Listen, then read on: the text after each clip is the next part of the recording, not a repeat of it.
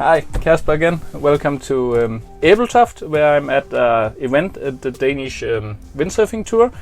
And as you can probably see in the window, we have no wind today. Yesterday we did a little bit of foil slalom. And I have met this guy, Finn Noer, aka Mr. NoerStick. You probably have heard about him. So we thought we'll do a little bit interview with Finn. Finn, say hi to the camera. Hi guys and girls. Hope you would like to watch this little movie here from Kasper, who's invited me. Yeah. Thank you, Kasper. And Finn, you have, from how many years have you been windsurfing? I think I've been windsurfing since 75 or something. Okay. I'm a pretty old guy, so it's close to, how much is it, 40 years, 45 years? Yeah. Okay, yeah. Quite a long time. I wasn't born back then. You were probably, no. I was not even on the drawing board. No, yeah. So you have kept the spirit alive. You still have some passion for windsurfing. I've seen your van, and last time I met you, it was packed with like 3 waveboards and 3 custom painted slalom boards, and I think that's pretty amazing. After 40 years, you're still going for it. Yeah, no, I mean, windsurfing is just the best thing I can do almost, when I'm in the water, I just feel great with friends and with who else I'm gonna windsurf with. Yeah, that's absolutely amazing. Yeah, windsurfing is just the thing to do. Yeah, super. And so and then after about I think 3 or 4 years, I met you at the Defeat. That was actually the first time I met you. And you had this new extension.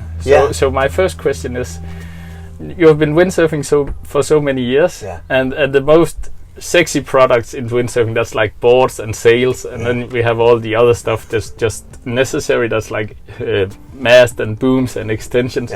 So why extensions? Yeah, but it's really simple. When I used to do the World Cup back in the end of the 80s and beginning of 90s, I was sponsored at North Sails at that time. And when I should change the cambers and on my sails for a new setting, I often broke the battens. At that time they were like laminated battens with foam inside, and I thought this has to be able to do smarter. You should not be able to take everything apart, move the color up the mast extension, put in this little thing, and then find a new tuning. And you must be able to put somewhere, and it's just going to be longer. And then I got the idea. That's 30 years ago. 30 years ago. Yeah, and then, so you thought about it for like 25 years. And then you started doing some drawings. And have you had any, what should you say, engineers on the task, or is it? No, it's actually everything. Just suddenly it just went into. The drawings just came up. I knew what I was searching for, and I knew it would be possible with a few lines coming up and down. And then I knew this must work. I said, this must work. And I started talking to friends about this idea I had, and one of my good friends is a technical drawer. And then we started. And he's also a windsurfer, and I told him, put a line there. What are we doing? Put a line there, and then suddenly it just unfolded, and he understood the whole idea. Yeah. So this is the one. If you don't know the NoerStick, you can also check the website. And we'll do some close-up in a little bit, so you can see it better. But we'll just talk a little bit more. I like to talk. So the whole idea is. That this one moves up and down. Even if you have put tension on here, you have 2 ropes. And what I've noticed is that all the other extension, they're always a straight pipe. And pretty thin. So probably weight. And you have I have worked in an aluminum factory actually in Denmark to make money when I was studying. And I have actually worked quite a lot with aluminum and the profiles and cut them and stuff like that. And I can see this is almost like an I-beam. It's also your logo. It's cut through this one. Exactly. So that makes it a lot more stiff. And then my question is that a advantage or is that a disability? Because we all know that the mast has to flex all the way, and then if you put something stiff in the bottom, is it an advantage or is it a disability of the Yeah, product. no, it is actually a huge advantage. Yeah. And that is because, that's totally correct. You say you want this mast to flex, but you want the mast to flex from the top. Yeah. You don't want the mast to flex in the bottom, because in the bottom part is where you have the most of the power in the sail. Yeah. And the further down it gets, the easier it is to control. Yeah. And that power you don't want to lose. That you want to stay. So it's just flex from top and down. And that's also what I hear from the World Cup sailors that are using it. They say they just feel straight away when they're on a foil or something that when they get a gust, it accelerates the boat faster. Yeah. Like the Bruno Martini and all these top guys. So it is actually a big advantage. It's not flex, and you also see, when you see a lot of movies, you see the bottom part of a sail is flapping. When you see the GoPros, you see and you don't want to lose that power because it is low. It's easy to control. You don't need a lot of power, but it is there to control it. So it's a big advantage actually. Okay, and you also made the same. Your RDM. This is for SDM. Yeah. And you also made the RDM started as aluminum, but now it's carbon. Yeah, I actually have it here because people were asking for carbon. Everybody asks for carbon these days on a lot of sails, and this is the carbon model. And I mean, it's been the German surf magazine wrote about this one, and they actually called it the Danish Ferrari. And I mean, of extensions. And how can it get any better than getting like the Danish Ferrari? Yeah. Probably the colors. Yeah. But it is. I tried to do the best I could do with the new extension. How can I improve, and what can we do? And it's a long journey developing and getting into results that are satisfied with. Yeah. And so this is also because I do speed surfing also. And there we always, we prefer to go from 5-6 and down, and that's always with the RDM masts, and this also gives, because that's also not a pipe, that's pretty straight. I'll do some close-ups, and that also gives the stiffness in the bottom of the sail. Actually, now when you mention speed surfing, Vincent Falcones is the world's fastest, or he's the guy who has the fastest speeds ever. Not on 500 meter, but his top is 104 point something kilometers per hour. It's pretty fast. You know that as a speed sailor. He's using these extensions and he loves them. Yeah. And what he's saying also, what he can get is he can always get this fine tuning, because you don't adjust with centimeters. You just pull this one and it just moves up and down this color here. Yeah. Very, very easy. Yeah. So you can test your trim within perfection. Perfection. Yeah. And I mean, these top riders would never use these extensions if it wasn't because they can see an advantage. Because an extension compared to a complete rig is not so expensive. The extension is like, okay, we need it. But when you can see you get this 1% or 2% or 3%, getting the right fin, getting the right stuff, getting the right extension, then it's just part of the puzzle. Because I would never think of an extension. I just always thought of it like it's a necessary evil, because you have these 2 centimeter steps, and also in that video I did about it earlier, where I put some rings on it to have, so I can go block to block, and here you can always go block to block, which I think is a very good thing, and also you can still trim a little bit, and you have that advantage, as you say, that you get a little bit more, because when you have maxed out all your money on fins and on mast, 100% carbon mast, Suntax fins, set fins, whatever, Carpenter, you can get some of them, and then you're looking for what is the next thing I can upgrade or do something with, and if this gives a little bit, and that could be the small edge that you need in a race, and also if it's always fun to be fast. Yeah. It is fun to be fast, even if it's with your friends or whatever. You always want to be a little bit faster. Yeah. That is a part of the game. Yeah. And now many guys are racing with, or even guys not doing competition but racing. They always have a GPS, or a lot of guys does that. Yeah. And for example, I was in Vedelev, not far from Copenhagen, just racing the other days, and with the GPS, I was using my slalom, a big slalom sail, and I was block to block. So I just felt, I would like it to release better, but how does it? What does it say? Yeah. I felt a little bit, just pulled a little bit, and suddenly I could just see on my GPS, wow, I go 2 knots faster. Yeah. And that's easy. Still block to block, a little bit looser sail, and it was so easy, piece of cake. And it makes a big difference on the long run. And I also think that maybe because it's easy to trim a little bit, that you don't have to go in, as you say, pull the extension out, camber snap off, stuff can happen, and then you have to put it 2 cms higher, and then you pull down, but now you can't go all the way block to block, because then you have a big step, and then maybe it's too much and too little, and you just get annoyed. If you have, like me, I have to, in my home spot, I have to go like it takes me to change a fin actually to get to the car, get the screwdriver, get the new fin, go to the beach again, go back to the car with the old fin.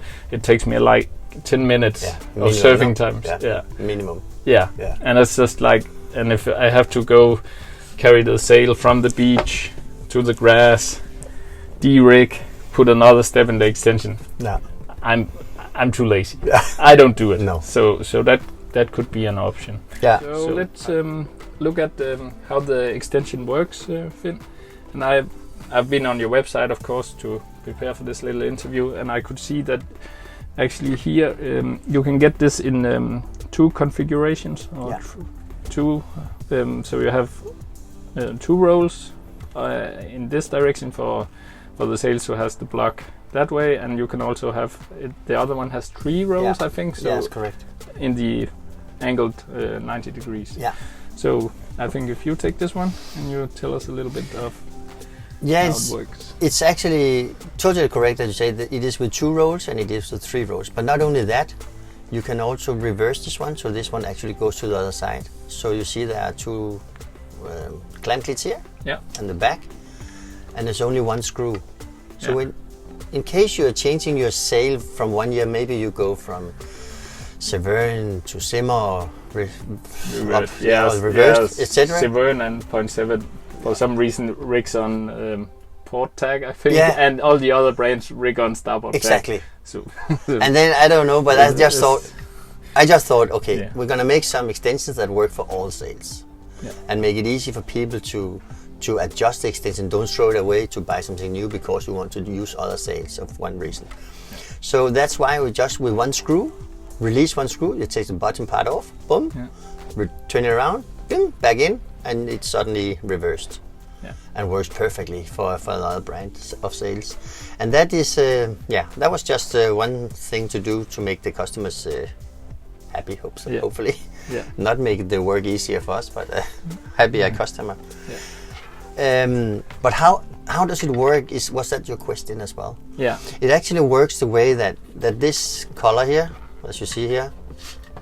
Yeah, the red one. The red one, the red ring, that just stays down for the normal customer who want to say, okay, I only need 1 extension, I have 3 sails, and I just want to need the same, I'm going to use the same extension. So I'll just do this, because every time you move the extension, it changes the white balance. Okay. I got 2. The color. If you have an average your windsurfer who has like 3 sails and only one extension. Yeah, then this one is perfect for the guy who just want to be fast on the water and with perfect rigging. Then you start doing this, and you make your downhole, block to block. The sail goes all the way down, block to block, and it's actually floppy still. Then you start pulling the ring, and it moves up. And as the ring moves up, your sail starts to take shape. Yeah. And actually, that's very interesting. And then you just see that suddenly the sail has the perfect shape, and you leave it like that. Boom. Yeah. You go out windsurfing for an hour or whatever, and the wind picks up, and you say, I need to give it more downhaul, that's necessary. You just go back in, pull a little bit, and suddenly your sail opens up more, and you will have a new shape in the sail without any big deal. Without having to de-rig and go all the way. You can do it on the beach. So. Yeah, you can. Back on the beach, pull a little bit, and you're back out and enjoy. And then it's also easier to feel the difference, because you don't have to spend a lot of time.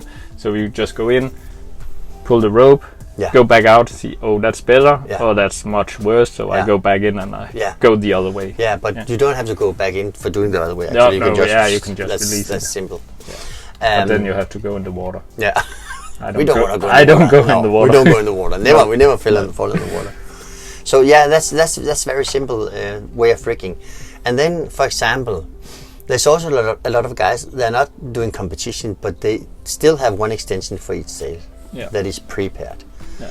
for the setting. So saying that this is for your 7/8, and you know this is your perfect setting for your 7/8. Yeah. You write 7/8 up here, or somehow you have to remember. Yeah. And then you just leave the color. Yeah.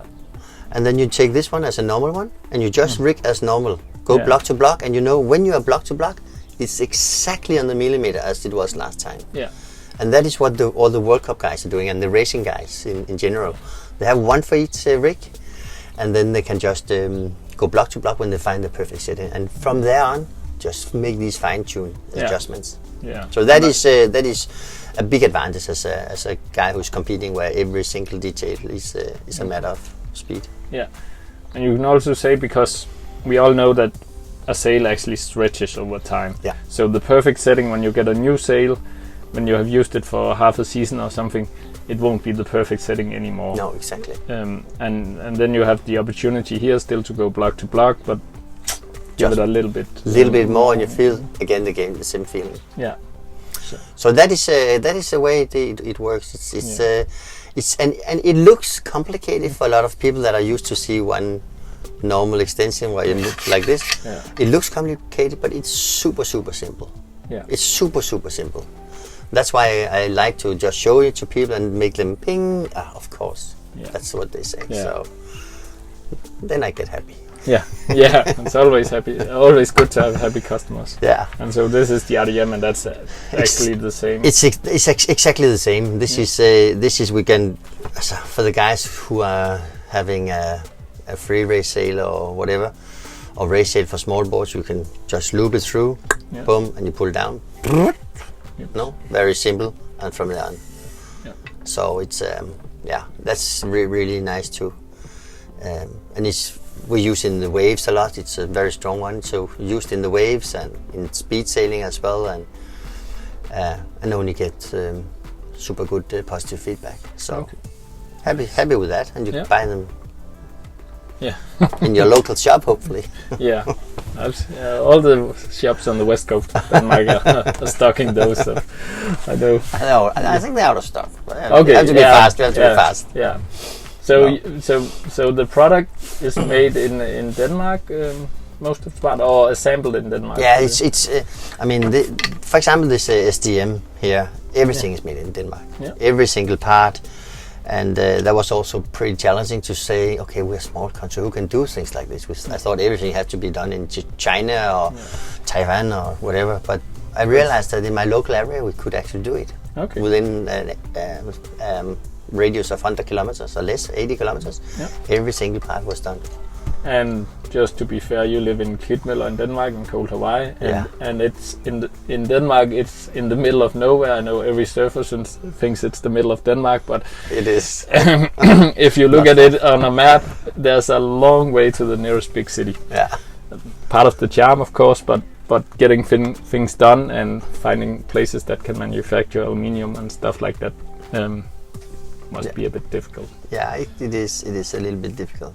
So, but no, super good people working with, and they were like on fire from the beginning. I told them about the idea, and they were not windsurfers, but I said we want to go for the best of the best, nothing less than that. And if you are ready for making a lot of effort and work into it, these companies, then I would like to work with you, and we could work together. And they said, yeah, let's try to see what we can do, because it's interesting. And I was just happy little windsurfer coming there to be living in my project. Yeah. So okay, super. So and we have talked about, because I do some reviews and stuff like that on my channel. So we have talked about me borrowing some of them, and then I'll do a review as objective as I can be with the Danish product as a Dane, but I think I can be pretty objective. I'm sure you can. And then I'll make a video about it. I also show how I rig with it, I think, and when I get used to it, and then I'll be handing them back to Finn, and maybe we'll do another little interview where I have some more questions after I've been trying it, and then we'll see. I can actually say maybe one more thing before, of course. And it is a little bit a secret. So the guys that watch this channel, they're not allowed to tell about this one. But some of the bigger sail companies next year, they're actually developing their sails for this extension, because they saw the big advantages of their sails when you go block to block and you pull the ring, and they have some marks on their sails. They know exactly for the customer, this is for light wind, this is for medium wind, and this is for high wind.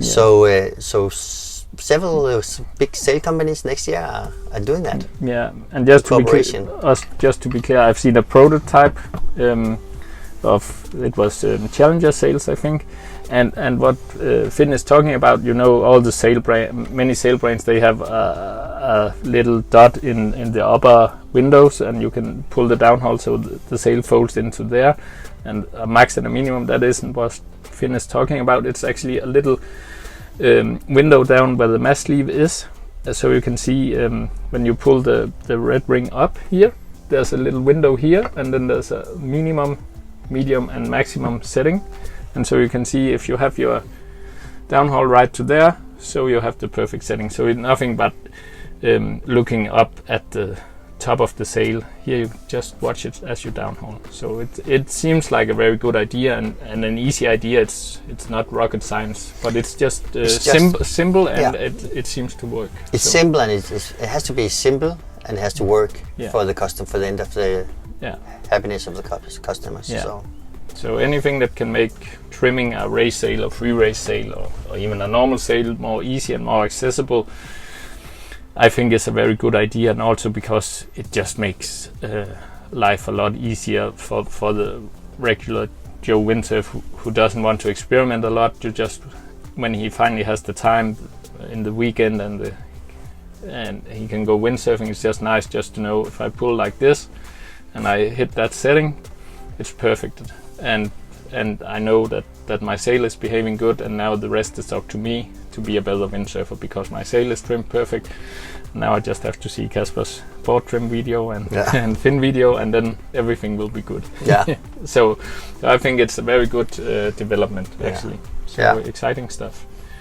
Yeah, it's very exciting. I mean, when the sail brands can see it, I mean, it cannot be totally wrong. No, and that's a long battle, and it's a tough battle, but it's also great when you can see these successes and people understand taking it and using it. So that's super. Perfect. Yeah. So I have to go check if there's any wind now, and maybe rig my foil so I'm ready, because I'm here at a competition. And I would like to say thank to Finn for spending some time with me. Thank you, Kasper. And doing this interview. And I hope you like it. And I'll see you next time, probably with a review of the NoerStick.